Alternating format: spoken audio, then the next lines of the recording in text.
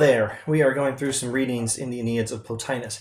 And in this video, and possibly the next one, two, maybe more, we'll be looking at some of his commentary on the writings of Plato. This video, I think we're going to keep really brief. Oh, let me find out where we are first. We are in the second tractate or treatise of the third Aeneid here, and using the in the public domain Stephen McKenna translation in the Penguin edition. All right.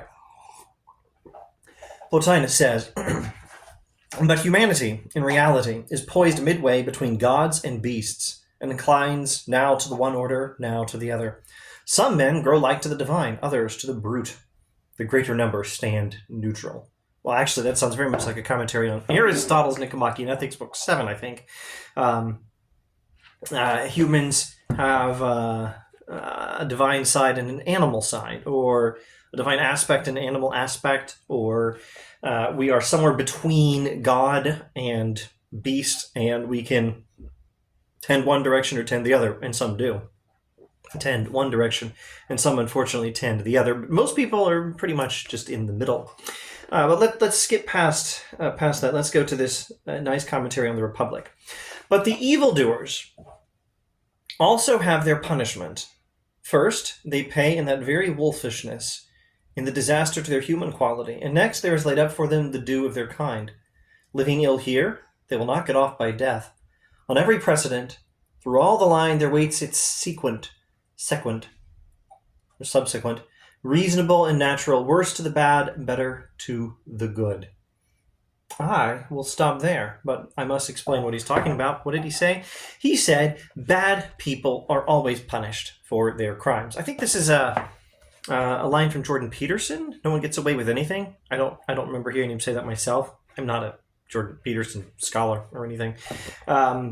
Someone said on the internet that he said that, and it sounds like the sort of thing he'd probably say. It's definitely the sort of thing Plato says, and that Plotinus is saying here, no one gets away with anything. If you commit injustice, you've harmed yourself. You are your own first victim of what you do that is wrong. Every bad act is punished. Bad character is always punished.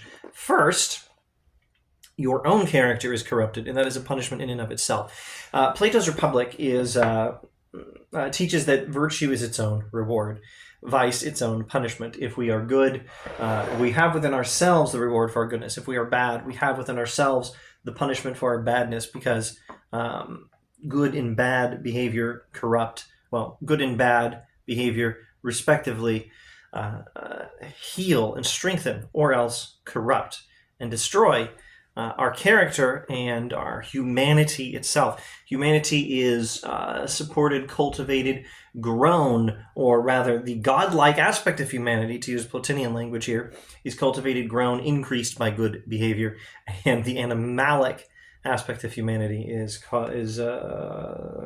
grown, increased by bad behavior. We have within ourselves first, in that very wolfishness, first in our own corrupted character, the punishment for our bad actions, and next, punishment after death. Death doesn't get you away from the punishment for your bad behavior. This is now, let me summarize the Republic of Plato. This is the teaching of Plato's Republic. Is justice an annoying external imposition on us by society that sort of gets in the way of a full expression of human nature? That's the position of Thrasymachus in Plato's Republic. And Socrates says, no, I don't think so. I think justice is good. I think that justice is consistent with human nature. It's not an external imposition that gets in the way of me living happily. I think justice is a way to live happily. Justice is the best way to live happily. Justice is not just good for some other thing or good for other people. Justice is good for me. Or we might say it's not just good for its external benefits, it's good in and of itself. Virtue is its own reward. Being just, having justice in and of itself makes me happier. That's the position of Socrates. And then Plato's Republic argues that in great detail. Now, the main argument is that justice is good in itself. That's books 2 through 9 of the Republic. But Socrates, Glaucon, and Adeimantus, his main interlocutors. Glaucon and Adeimantus are brothers, and they challenge Socrates to do the best job possible arguing against the position of Thrasymachus. So Glaucon, Adeimantus, and Socrates agree that a thing that's good for its external benefits is good.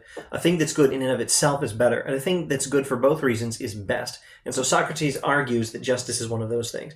Most of the Republic, books 2 through 9, argue that justice is good in and of itself. Virtue is its own reward. Then book 10 argues that justice has external benefits because, one, you can't keep your character hidden even from human beings indefinitely. Eventually, bad behavior, acts of injustice, have an effect on your character, and you act according to your character, and eventually people figure it out. But two, more importantly, the gods always know. You can't hide anything from the divine, and so you can expect to be punished in the afterlife. Now, these two aspects of Plato's Republic connect. Justice is a good thing. It's one of the best kind of things because it's good in and of itself, books 2 through 9, and then because it also has external benefits and consequences for your justice versus your injustice, as eventually, to some extent, figured out by human beings with consequent rewards and punishments, but above all, by the gods who won't miss a thing, and you can expect to be punished for your sins in the afterlife, rewarded for your good behavior in the afterlife. And what is it that you take with you into the afterlife? Nothing but your soul. So the argument of books 2 through 9 focuses on the soul. Justice is a thing that happens in the soul, and good behavior or bad behavior leave their mark in the soul. And so that's what you take with you into the afterlife. So the argument of books 2 through 9 of Republic feeds naturally into the argument from book 10. And Plotinus now has just summarized all this in these few words, saying, evildoers also have their punishment. First, in the very degradation of their humanity that happens automatically as a result of bad behavior. Vice is its own punishment, virtue its own reward. Second, you don't get away from suffering by death. If you're bad, you can expect further justice in the afterlife. All right, so one sentence summary. Plotinus, here in the Enneads, echoes the teachings of Plato's Republic. And I think we'll say something about Plato's Symposium in the next at least one video, probably two, maybe more. Thanks for watching.